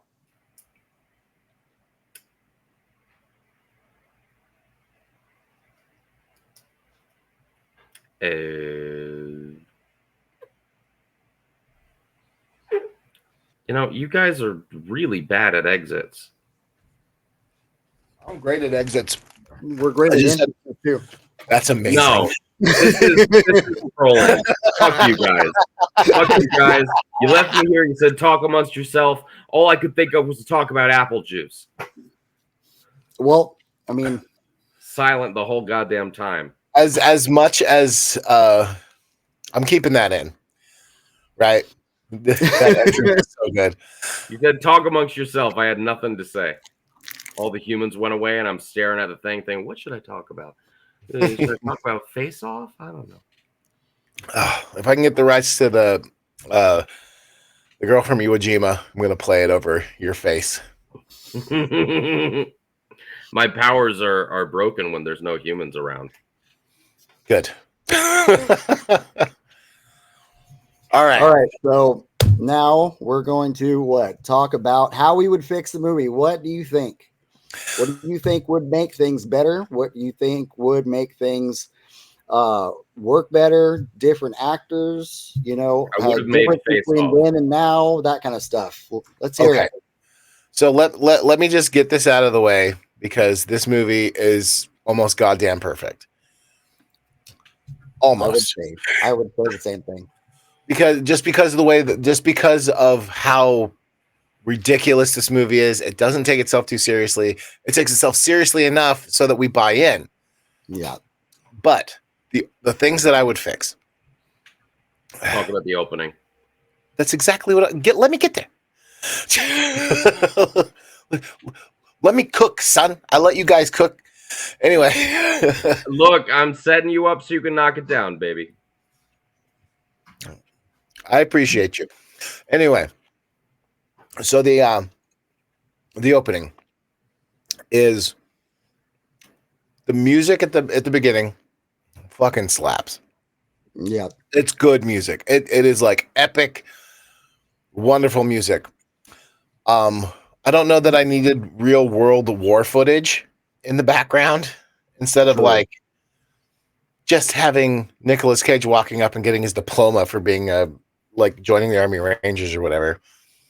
And then like Alabama is probably not the place that is going to be all like, hey, F you, G.I. Joe.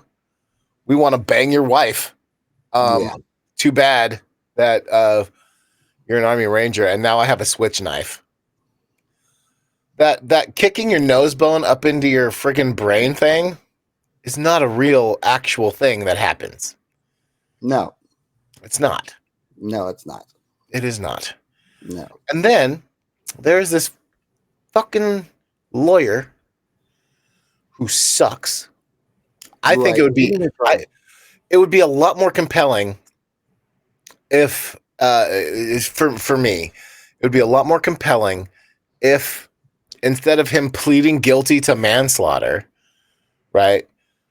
That and getting 10 years in prison, that he fights the good fight and there's evidence that is found later, right? Like because the knife gets taken away at the beginning, right? And he was defending himself. Let's break this down a little bit. Oh, This is a central issue with the movie. Ultimately, it does not matter that he had training and that he knew dude, how to kill I'm getting there. somebody. I'm literally getting there. But it's not just the lawyer; it's the whole. I know. thing. Let him go. Let me make my point. God damn. My whole point is literally that. So, okay. You're just giving too much to the lawyer. It's the whole section. I'm not giving too much to the lawyer. I'm literally not giving too much to the lawyer. There's way more involved. I have more words in my body that are going to come out. So just chill your titties. I will get there.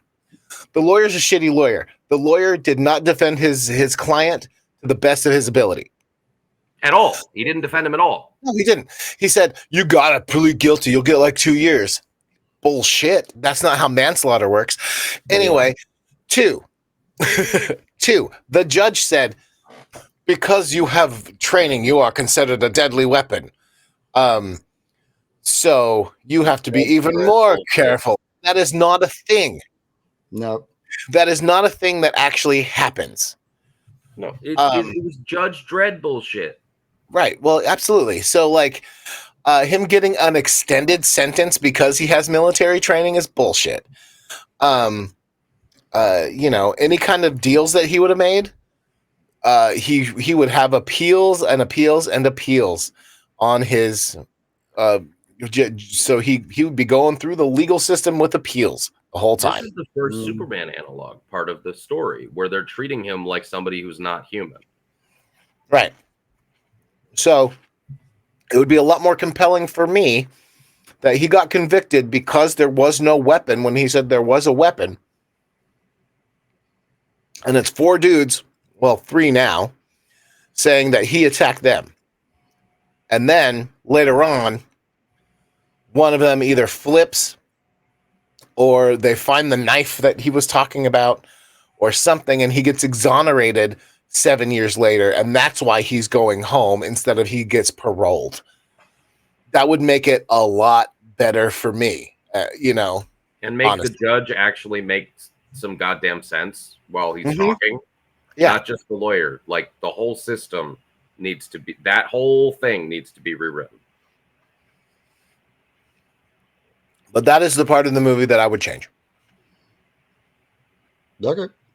The rest of it, the goofy action, the fact that Cyrus the Virus can predict sandstorms, the Steve Buscemi just playing T, and then willingly getting back on an airplane where everybody thinks he's a terrifying bastard.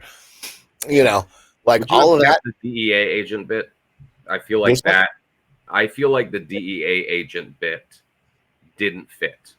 I feel like that was too much in the other direction, and maybe that's wrong, but I feel like there could have been another way to introduce weapons that you didn't need all of that in order to make Cyrus seem like a badass. Well, right, but that's later in the movie. yeah, His weapon wasn't even the catalyst there, because Cyrus got the gun it was the pilot's gun that he got originally. So the gun it was just an extra thing that wasn't really even needed. I mean, I understand putting a DEA agent on there, but I mean, that doesn't seem like that was. I think that was there strictly to make Malloy into a bigger bad guy. You know what I mean? Which I don't think they need at all. They didn't need that as much, because once it's done, you don't even think about that guy anymore. Like once he's gone and gone, you don't even really think about it. But Malloy continues being a dick the entire time. I think if I'm doing this movie today, the police are less of a focus. Yeah. I mean, I'd probably still have Cusack's character be pretty important, and the struggles with the rest of the cops and neglect, that would still be there, but I would tone that part of the movie down and focus on the drama on the plane. Yeah, but I mean, I feel like that. So you need it, just less of it. Taking my cues from action films, and I feel like actually toning that down sounds like a great idea, but that makes Malloy not an unreasonable answer, right? Malloy being unreasonable is a big catalyst to this to the tension. It's a big tension getter. I just don't think you need as many scenes to tell that. I think you could just make it tighter. Just word economy. Like, sure, word economy, but like also if you're sneaking a DEA agent onto the airplane and everything else, because like, then don't give the pilot a gun. You know what I mean? I think you can do it during the switcheroo on the first airfield. Sneaking the DEA agent onto the plane? No, I think you don't need a DEA agent to have agents be killed and have Malloy have all of that conflict. I think that can just happen. You could have them take over the plane on the first airfield. I think you I disagree, and here's why. You need that moment from Cyrus where he very willingly kills a guy. Why wouldn't you just that was on his team? Airfield, though. That's what I'm saying. You just have them take over the plane right before you're going to get Buscemi on. DEA agent has guy, right? Has other inmate, says, I'm going to shoot this guy if you don't surrender. And then Cyrus just fucking plugs him, right? That makes Cyrus the super devil. And like as an antagonist, what it doesn't do is it doesn't service Nicolas Cage in the film. It services Cyrus to have that DEA agent, because Cyrus has to be this looming, terrifying, awful threat that up until now was just talk, right? He was all talk. He didn't really do anything. Why couldn't you just have him kill guards that are bringing Buscemi on and do the same thing, but with those guards instead? Because if you do it that way, then everybody knows that he literally, the jig is up at that point, right? So it doesn't like in the logic of the movie. If he Well, kills the logic of the movie, he the does guards that. the guards have to go on the plane and then leave the plane for them to not get caught. Right? So they have to pretend like they're all chained up. They shove dude in the Or cell. you take the guards hostage in that moment, and then you take off with them on the plane. Right, but then the attack. What they're trying to avoid there is attack helicopters and all sorts of stuff. They're trying to not be seen. They're not trying to take hostages at that point. If you're doing the same gag with Dave Chappelle, it wouldn't matter. Like all you need is to have them follow the wrong plane, and then that's still answered. See, I think, sure, but also Hold on, Will hasn't gotten a chance. What do you think, Will? I think that if you don't really need the DEA agent, what would be even more, and it would mean more, I think, at the point I'm talking like, okay, so we do all the stuff except for the DEA agent, which I mean, there's other factors in there, but that can be messed around with to figure out how to do that. But so Chappelle goes off and does his thing, right? And then when he's trying to get back on the plane, they end up waiting longer, which takes up time for them to leave. And so that's when Cyrus plugs him because he held up the plane. And that, you know, so he's killing one of his own guys. He's killing him just because he was a little late. You know, they're still off the ground and gone, and he's just like. And you still have the scene where you have to take him down to throw him off the plane. Yeah. And so you still have the note, and you don't need to kill a DEA agent. And I think Malloy can be a part of it if he was like an FBI agent or something. And then he brought the choppers, which would make more sense than a DEA agent calling the National Guard or whoever to bring the choppers. So, like, I mean, that sort of works, I guess, but like I'm not in love with the DEA agent thing, right? But I think it works better than because why wouldn't they just shoot Dave Chappelle as he was trying to get on the thing, and like Cyrus just like fuck it and he kills him? Yeah. Why wouldn't they do that and then just take off with Dave's dead body outside the plane? You know, like I think like logistically, the DEA agent set up a lot of stuff. That's the answer to that. What? The answer to that would be drama. If Dave gets back on the plane and they shoot him on the plane, and he thinks he's fine and everything, and he's all like, "Oh, I almost missed this fucking plane," and then he's all like, "Well, you didn't miss this bullet." Bang. Yeah. So, but at that point, why do they even need to kick him off the plane? Why do they need to jettison him? The only reason why they jettisoned him off the plane to begin with was because he was stuck in the landing gear. There was an error in the landing gear, and that's why they had to go down and investigate it. Right. So, and besides, with Nicolas Cage, like being surrounded by every inmate, he wouldn't have a chance to write that note. Right. So unless he was like there and he like caught him and being the good guy, he's like trying to do something to save him. And then Dave dies. And then before they close the door, he writes the note and kicks the. Ooh, it would make us think Dave is more of a hero character, which would be interesting. Yeah, but he's a piece of shit who literally set a guy on fire. So we don't need him to do that, right? Like, honestly, I don't think cutting the DEA agent is the answer. But, you know, we can disagree on things. That's fine. Well, you can keep the DEA agent. I just think Malloy doesn't need to also be a DEA because we can put Malloy in there as like an FBI agent that comes in after they find the plans at that point, why would Malloy furnish it, like if he wasn't a DEA agent, if Malloy wasn't in the DEA, right? Why would he then arm an FBI agent or why would he arm him? That's what I'm saying. He would come in after the fact.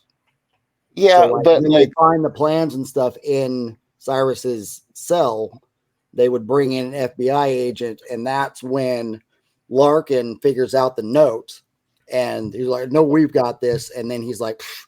So he goes to try and do something about it, and then he calls the choppers over, and then that's when Larkin steals the car and goes by himself because they wouldn't let him. Right, but then we're not punishing Malloy for a transgression. We're just Hold on. Let's break this Malloy's down. just the dick FBI agent. right. let's- But we established that he's a dick by him giving the DEA agent a gun when he shouldn't have one, and then literally cock blocking Larkin the whole time. Let's break this down. We're all having a reaction to this one moment in the movie, which is the first little climactic moment where the bad guy gets his wings when he shoots the DEA agent, and it's also a Nick Cage moment Mhm. where Nick Cage is trying to be a hero and he's failing. Which was good. This is an interesting moment, but we're all Dave is right in one sense, in that this is a good way to keep the pacing of the movie going. But Mhm.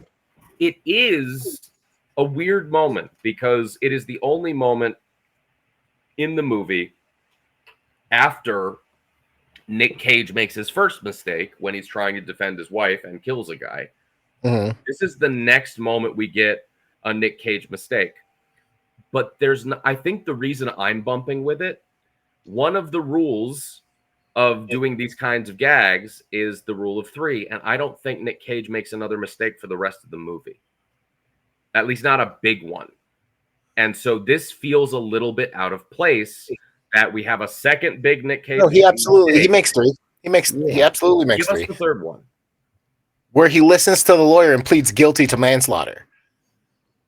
That's kind of the first mistake. No, the first mistake is where he killed a guy. The But second I just mistake mean is those are kind of the same Well, event. but then the third mistake could be not figuring out a better place or way to get rid of the dead Billy down in the belly of the plane. That's a better answer. No, his third mistake is killing the guy for the bunny. No, And that he needed to kill the guy because he found out who he was. Well, yeah, but that fully bites him in the ass because he doesn't hide the body well That's enough. where the He Will would've is just hid saying the he's not hiding the Yeah. death. If If he he had would have thrown hid out the of the body plane. better, or or gotten rid of it somehow or something, or Right.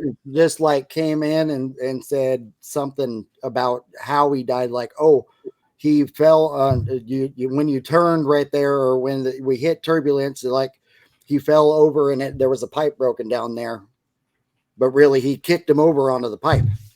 Right. That So, I mean, any like- of those would have been better than leaving him down there right in plain view. Right. So yeah, he does have his three mistakes, is what Yeah. I'm saying. So you just have to look for the third one. It's not as glaring, you know. But it feels a little bit odd in the pacing of the film.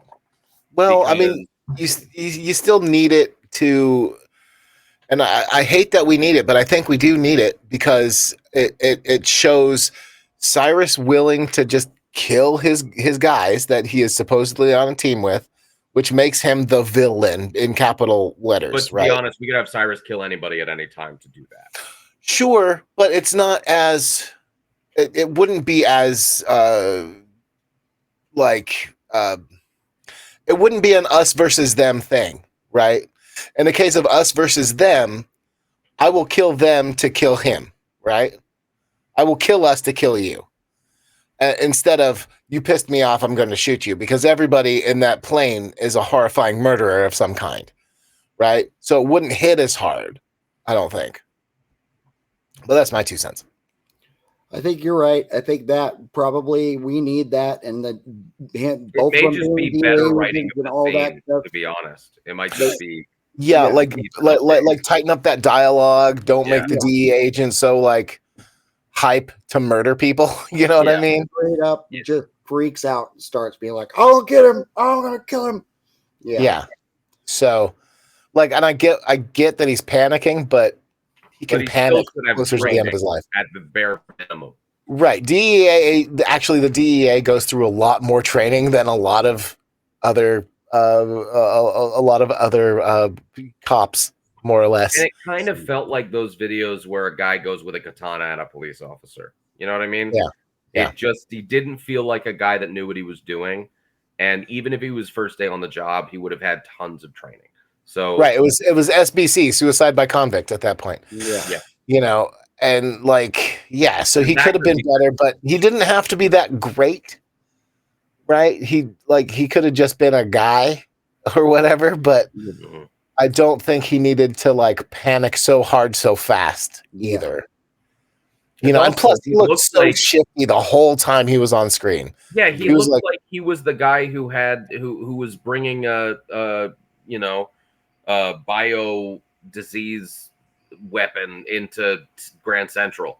Yeah. yeah, No, he more or looked like less. that the entire time, and that just didn't fit the rest of what He was was happening. sweating like Nicolas Cage in The Rock. Yeah, Yeah. You know? Nick I'm a Cage is like, chemist, goddammit. don't Yeah. bring that in. Uh, Bring that into my movie. yeah. Okay. So that's what I would fix is the beginning. The beginning needs fixed so that it doesn't immediately take me out of the movie until Nicolas Cage is beating up bad guys. And also make Yeah. Nicolas Cage hair at the beginning just a little bit longer because that's not 2 years of hair growth. It wasn't 2 years. You guys have argued with me 7 on years. this. It was It's like It 7 wasn't 7 years. years of hair growth That either. is clearly 7 years of hair growth. Fuck Oh, all yeah. that. He's in jail. They're gonna make him cut it all the time. They are not going to make him cut it all the time. They don't care. Yeah, they don't care. They cut it when you go in. That's the army. That's Yeah, the that's army. That's the reason why he had short hair at the beginning. Yeah, that's Yeah. right. That's right. I'm having a senior moment. They don't put you in jail and then shave your head. You know. That would be funny. I mean, I think he should have gotten a couple of jail tattoos, you know, Yeah. one that said bunny or whatever. No, it's oh, what was her name? Oh, Buttercup, or his wife. He called her. It wasn't Buttercup though. It was like Dragonfly or Butterfly Yeah. or something like that. Butterfly. butterfly. Oh, yeah, you should have gotten a tramp stamp. Yeah, A big old butterfly tramp stamp. Just, What do you call his just daughter? Dandelion or something? I don't know. Or he got like the butterfly on the chest right here, so Yeah. that everybody knows that he's got too much baggage, and they won't try to get with him. Oh, and then they have a reason to Looks rip like his a shirt off, butterfly right? sting like a bee. Right. What was that, Will? And then they have a reason to rip his shirt off. Right. So we Right. can see that- Exactly. So they can see his tramp stamp and his chest tattoo. yeah. Yeah. Perfect. So I But the acting think was perfect. I think this movie is a bunch of little movies in one. And that's one thing I might change. I might try to tonally draw things together a little bit more because only Nick Cage can sell this level of character nonsense. Mhm. I don't know of a lot of other I think even Robin Williams would have a hard time with a character that has this many different sides to him that isn't like a schizophrenic or You clearly haven't seen Jason Statham in The Expendables, then, because I have. Yes. yeah, he pulls off Nicolas Cage and Con Air so well. But like, this character is doing a lot and changes how he behaves in group scenes, in single scenes. He becomes different people, and somehow it's the same guy. It's not different personalities, even though you get different accents. Think about it this way, right? When it's just you and Paige hanging out, you're a different person than when it's you, me, and Will hanging out, and you're a different person then when we're all on the improv stage, and you're a different person when you're doing your 60-person immersive theater. I would take your logic, but nobody else in the movie is doing that. They're all the same guy. Because the camera's not following all of them. He's the only guy who's on screen more often than anyone else, and he's in different environments. I've also seen Apocalypse Now, and Martin Sheen is, despite having a lot of different things going on and in a lot of different emotional states, is still the same character throughout. This is different. Well, Nicolas Cage is still the same character throughout. He's just covering for the fact that he's not a criminal anymore. He's being released. He's trying to save his buddy's life. He needs to keep everything secret from everything, and he also needs to tell the cops that he's not a bad guy. So Right. all these things together make a very like complex But thing he you have to perform. changes ever so slightly in every scene. It's not that he has a couple of settings. He's doing different characters as one guy throughout the entire movie. I disagree. Maybe his accent's a little off. His accent In like changes 17 all the different. Yeah, his accent changes all the time. That doesn't mean his But he's also mannerisms doing change. different tropes. He's doing Road Warrior. He's doing Knight in Shining Armor. He's doing, soulful lover guy. He's doing, Brother creepy in arms. psychopath. He has all of these. I don't know if different- he's doing creepy psychopath. I think That I'm smile, defending the dude, bunny. It's terrifying, and so is the downstairs when he says, "Put the bunny back in the box." That is a scary motherfucker. Sure, but that's him opening he's opening the I'm a friggin' Army Ranger door in his soul, right? So All like I'm saying- you can be intimidated, like that's like saying Arnold Schwarzenegger in Total Recall isn't allowed to be intimidating to the bad guy. He flips on a dime, though. Yeah, Will, so does cut everyone. in here. Am I talking stupid? Do you think Davey's right? I think Dave's more right because it's the same. It is the same character. It's just not like it's different sides of the same character. Right, but we It's see him not be like empathetic completely to different characters. multiple different people. And Sure, but he's you don't very hold different. empathy. You don't hold empathy for multiple people. You only hold empathy for one person. No, of course he does. But what I'm saying is the way he behaves when he's being empathetic are incredibly different depending on who he's being empathetic with. Sure, that happens with real people. Yeah, but you don't change how you speak. And Yes, you how do. You move and how you look. Yeah, you absolutely do. We all have masks that we wear all the time. It's like, Will, do you talk to your kids the way you talk to me? Yeah. Like really though? Like your little kids, you talk to them, hey fucker, blah blah blah blah blah, all that shit. Yeah. Okay. You don't. Don't be that guy. Don't be that guy, Will. Will, please be that guy. Do it more. No. I want to see Dave's face. No, I don't. But also, it's not. It's more of a same. It's the same guy. It's just multiple different sides of the same character. It's Right. not- You're a different person at work than you are at home. Yeah. It's You the know, same- I it's get the that, same but character. he's changing characteristics when he's talking between the female guard and his buddy, and it's not just that he's going and treating them differently like they're different people. He is becoming different. How do you not see this? He is Okay, his buddy actively is changing- a criminal who has been a criminal with him this whole time. The female Yeah. guard is a police officer, sort Yes, of. but at the end they're best friends. Shut up and listen. Guys are so ridiculous. The female guard, right, is another member of the I go in with a gun club. Different people, different situations. He has a different air toward each of them. Also, she is in a state of more weakness because she, at that point in time, because everyone is trying to like get in her jammies, and only by the grace of Cyrus the goddamn virus is she not getting, David, he changed destroyed. his accent and his mannerisms. Yeah, okay. You tell me you can keep a fake accent on all the time. I'm willing to forgive him for that, right? The accent can change. I don't care about the accent so much because it's Nicolas goddamn Cage. Okay? All right, That being girls, I- you're both pretty. Now, calm down. I'm prettier. Fine. Man. That's my We got to point. fix this script. We got to get to consensus. Yeah, it's fixed, Yeah. man. Like I'm saying change the beginning and we're good. There's only one other thing that I would change. Go on. Give Cyrus one death, not 4, 1. Yes. Oh, You don't need him to go through 4 different things before he's dead. I But it's understand so that we're cool. trying to it's difficult to kill the bastard. I get it, but still, like, you don't need that many. Maybe drop it down to 2. We could take out the electrocution.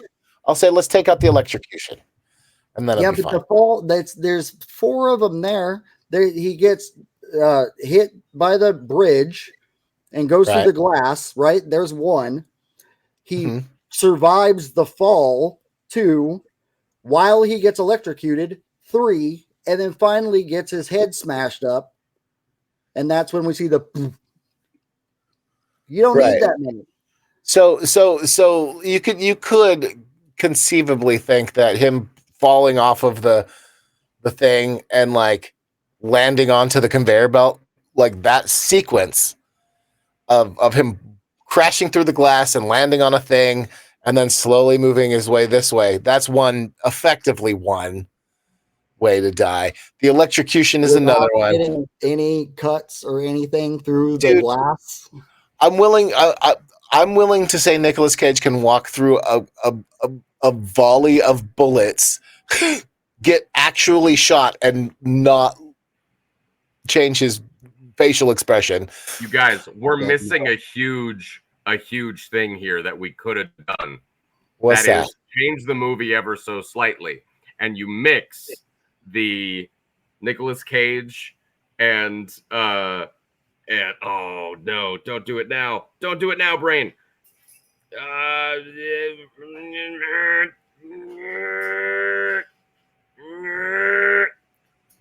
Fucking the Hannibal Lecter. My brain is not. Silence of the Lambs? No, he's talking about Steve Buscemi's character. You take Steve Buscemi and Nicolas Cage, you make him one character, you make Jake Gyllenhaal play that character, and then instead of Dave Chappelle dying, he passes out. And then the guy writes the message, and then right before he shoves him out of the plane, Dave Chappelle wakes up and is like, "What are you doing, man? Don't do that." And then he pushes him out of the plane like an asshole. So the entire time, the Nick Cage character is actually evil. And then when he gets back to his family, he gives us a smile and a wink at the end, and we're like, no. Yeah, what I would do, that makes it, that's awful. What I would do though is I would have Steve Buscemi team up with Nicolas Cage, because Steve Buscemi just wants to live a peaceful life in his prison cell. Yeah, and these jerks are ruining it. And now he has free reign of the plane, and he's like, "Oh, I got this." And that's when you do that whole thing where he's an evil prick and he throws Dave Chappelle out the door with the note written on him. Like, okay, bye. Yep. We just lost him. Oh, he back? What are you talking about? That was weird. You disappeared, and then I never disappeared. Okay, fair enough. I was just pushed out of a plane. So anyway. Well, I think we have sufficiently done what we can to help with this script here. I think it was a good script the way it was. Yeah. I thought it was a good script. Yeah. As well. And here's the thing that I would want. I would just want them to be slightly more realistic with everything. I think this movie its story alone can hold together in a more realistic fashion. I think they could do a almost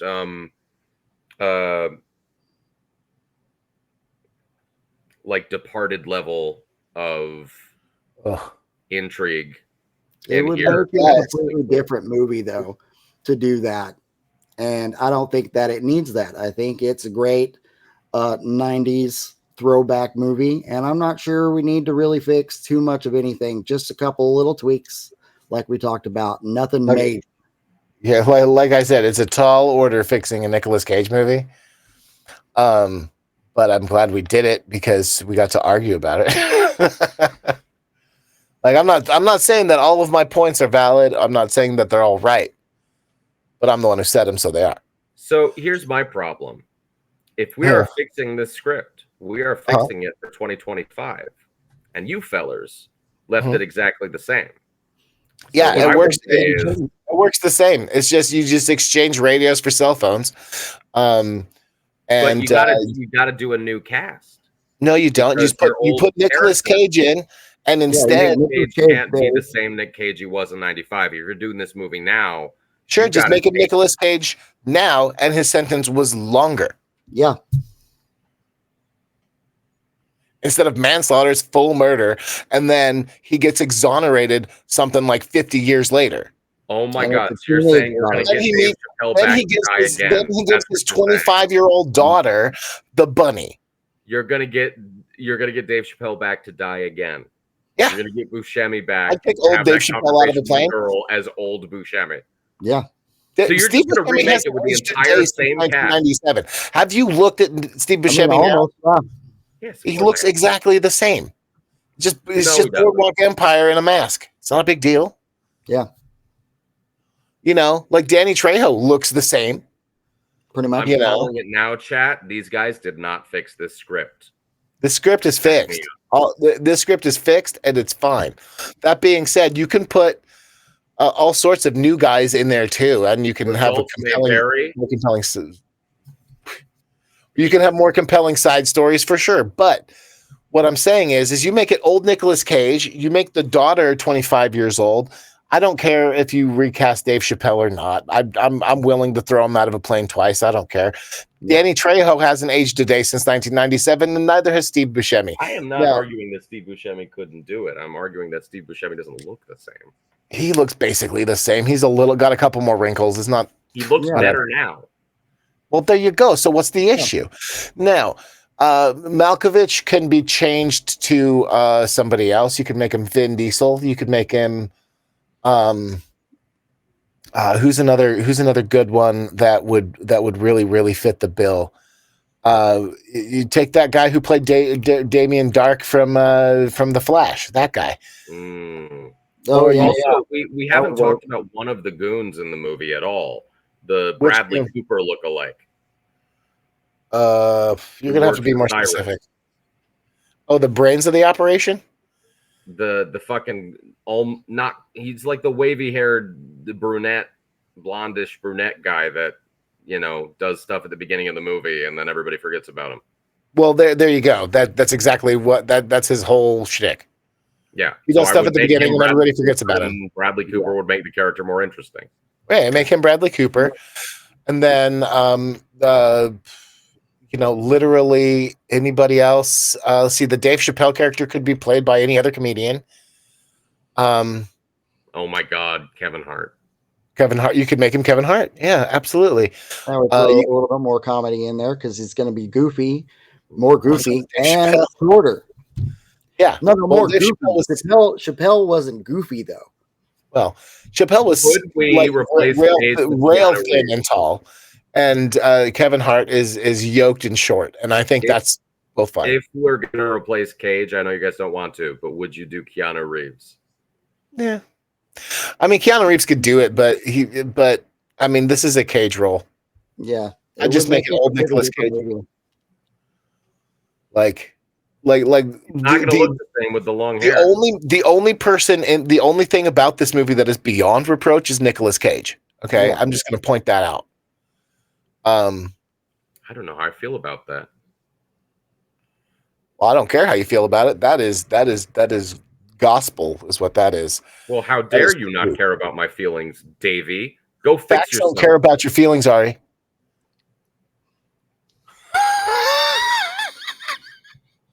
Subjective opinions aren't facts, Davey. Well, yeah, but that's not a subjective opinion. This is just true. It's written in the book of Cage. You got to go look it up. Anyway, Don't you fucking dare, you Abed. Look, did you call me Abed looking? yes, you're Abed.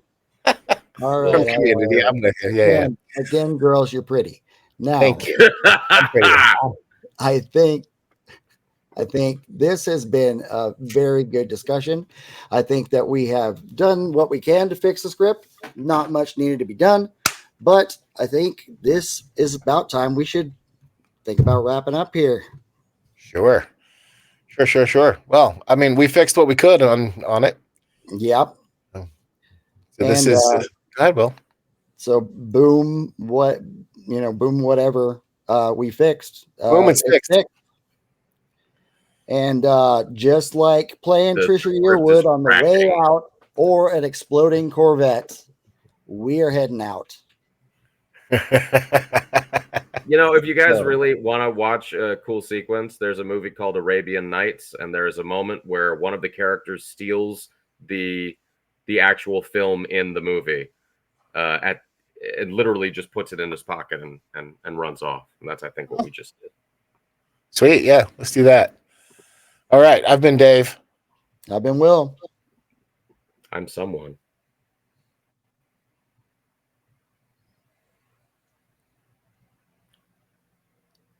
And that's Ari. He's been Ari.